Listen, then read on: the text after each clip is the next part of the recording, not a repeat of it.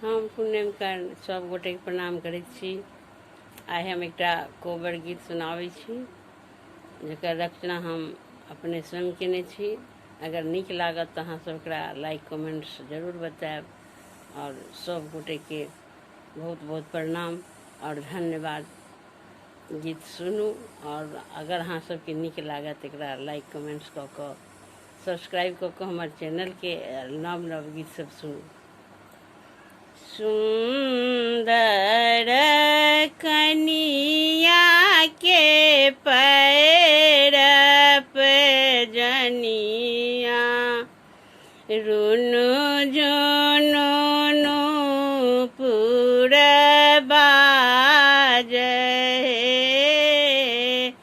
सुंदर कनिया के पैर पे जनिया रुनु झुनु नूपुर बाजे।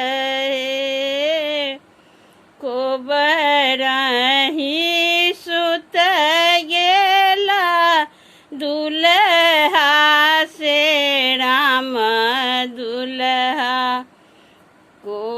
पीठी लागी सुतु सुकुमारी।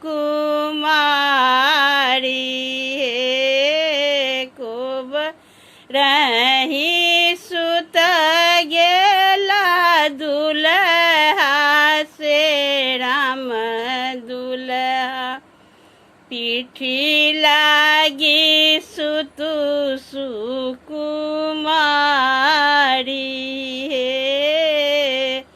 सुंदर कनिया के पैर पे जनिया रुनु झुनु नूपुर बाजे।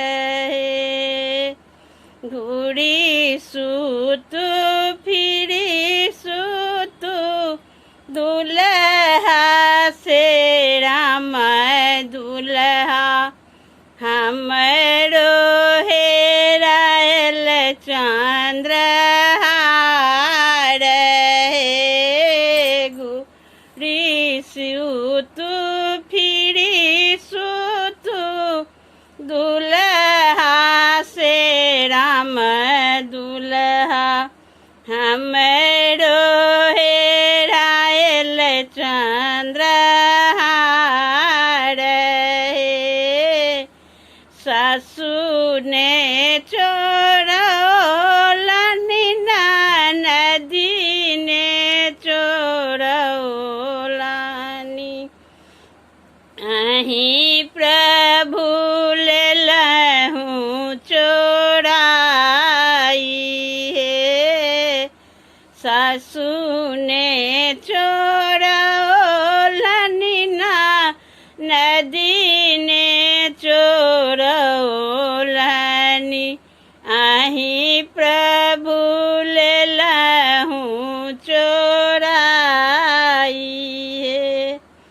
सुंदर कनिया के पैर पे जनिया रुनु झुनु नूपुर बाजे। कान लगली खिज लगली सुहबे से कनिया सुहबे आनी देव तोरो चंद्रहार।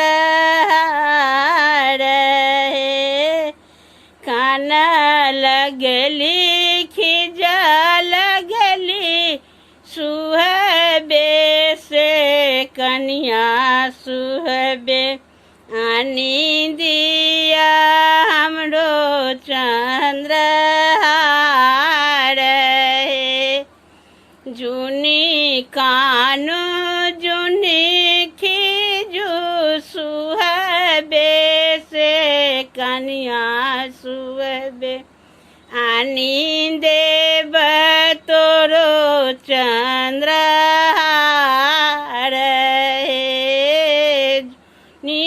कानु जुनी खीजू सुहबे से कनिया सुहबे आनींदे बतोरो चंद्रहार